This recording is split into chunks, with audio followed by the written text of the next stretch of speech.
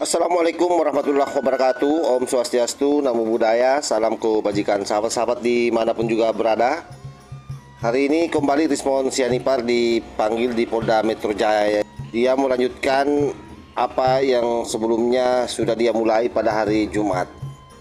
Karena kita tahu hari Jumat itu Rismon Sianipar hanya menjawab 2 pertanyaan dan waktu sudah habis karena dia menjelaskan panjang lebar soal hasil penelitiannya yang menggunakan IT teknologi, dan berharap mungkin dengan penjelasan yang panjang itu apa yang dia lakukan bisa meyakinkan penyidik bahwa dia tidak bersalah, padahal itu hanyalah bagian daripada teknis sebenarnya bagaimana kalian melakukan fitnah. Jadi karena hal-hal teknis seperti hasil penelitian forensik yang kalian lakukan secara awal-awal itulah yang membuat kalian sebenarnya terjerat sampai di situ, dan itu pula yang kalian mau jelaskan ke penyidik.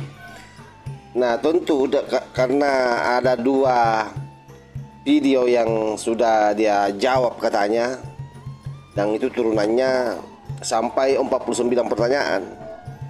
Nah, ini masih ada 12 video di belakangnya. Berarti kalau masing-masing 49 turunan pertanyaan dari 2 video itu, sementara yang tersisa ini ada sekitar 12. Berarti betapa banyak pertanyaan nanti yang akan menghajar Rismon Sianipar. Untuk lebih jelasnya kita dengar dulu bagaimana pernyataan Rismon Sianipar seperti biasa sebelum masuk di ruang penyidikan. Pentingan lah ya.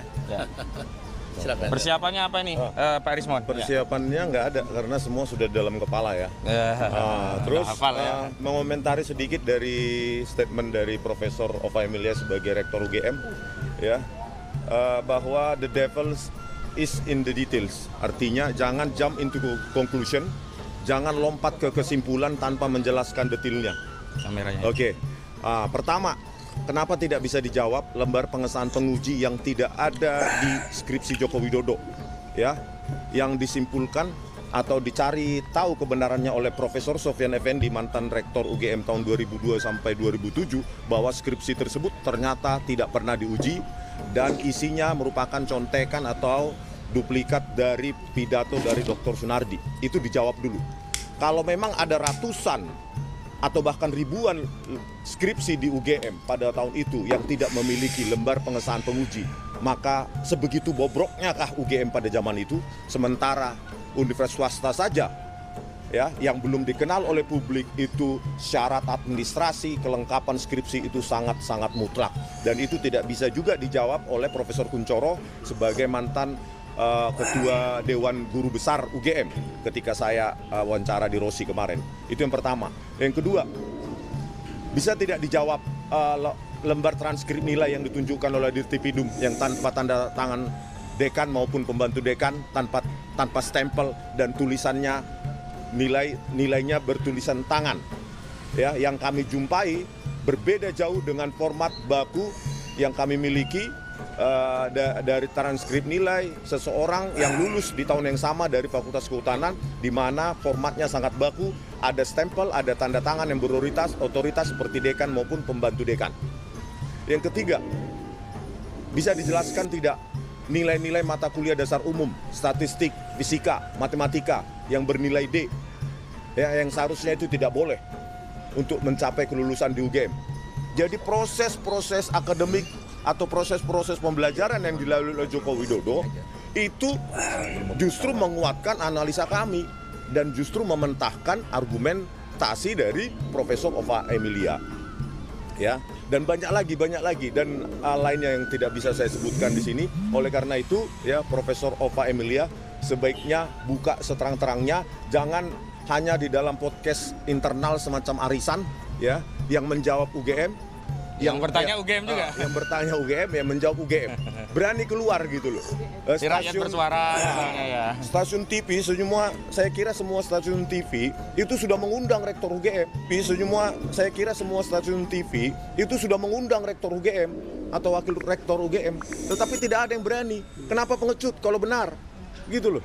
Anda bertanggung jawab terhadap sejarah Republik Indonesia ini, ya, terkait dengan ijazah yang dipakai oleh Joko Widodo sebagai calon presiden 2014 dan 2019. Oke, untuk pemeriksaan hari ini Dua video sudah saya jelaskan secara detail pada hari Jumat, membutuhkan 49 pertanyaan.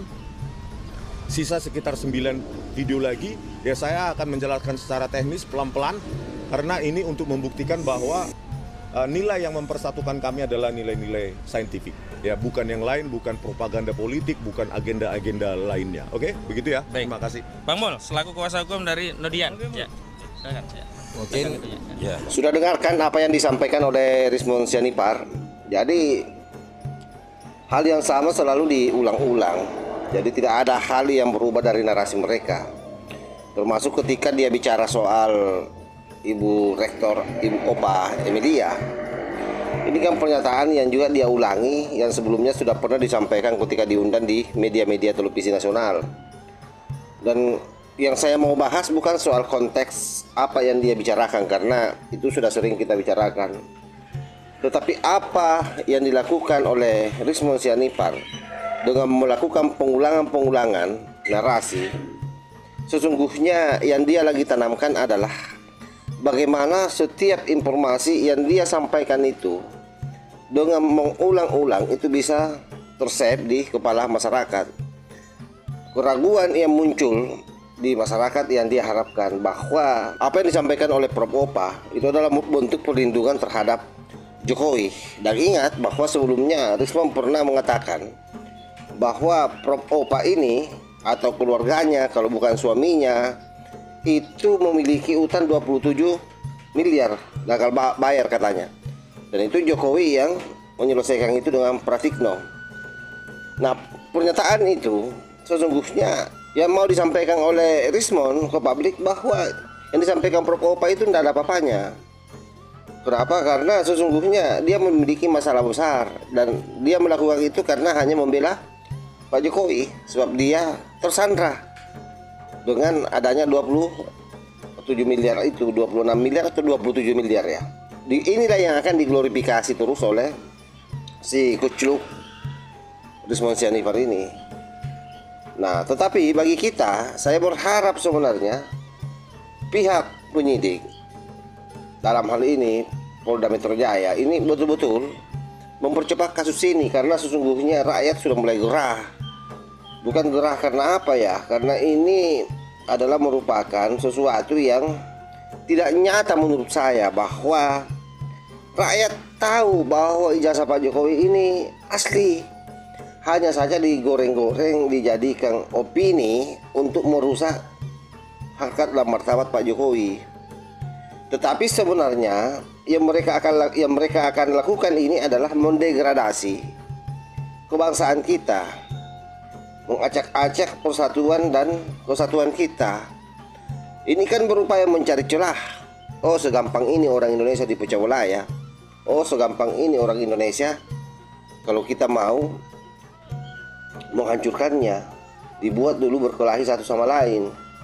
Apalagi kalau mendengar narasi dari Khosinudin, si Tompel HTI, itu kan cenderung memang narasinya tidak menyelesaikan masalah, menambah terus masalah. Supaya apa?